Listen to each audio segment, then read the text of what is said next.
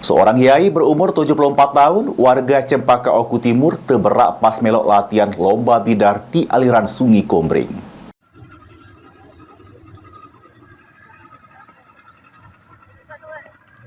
Guna ke perahu karet, tim Basarnas bersama TNI, Polri dan masyarakat bekerja sama melakukan pencarian si kok yai asal desa Cempaka yang dinyatakan ke terberak dan hilang sejak Sabtu sore 27 Januari 2024.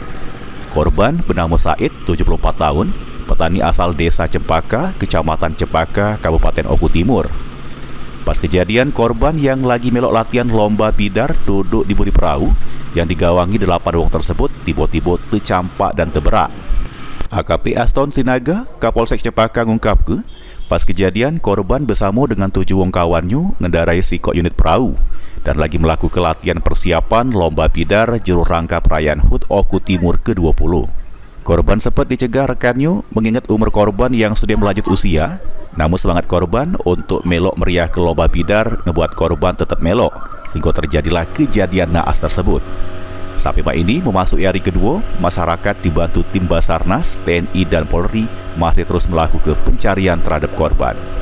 Kita mendapatkan informasi bahwasanya ada seorang warga yang tenggelam di aliran sungai tersebut. Dan tenggelamnya warga tersebut yaitu saat melaksanakan latihan lomba bidar yang akan diperlombakan pada tanggal 30 Januari mendatang di Desa Kertanegara dalam rangka HUT Oku Timur yang ke-20. Saat kejadian, yang bersangkutan ataupun korban berada di bagian kemudi atau belakang dan temannya melihat dia tergelincir ke sungai seperti tergelincir, namun temannya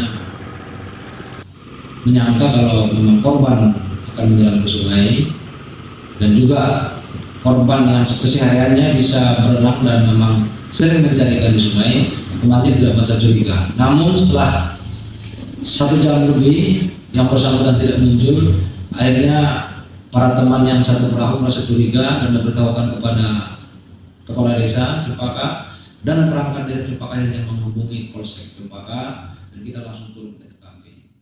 Elpandri J. Priyadi, PAL TV.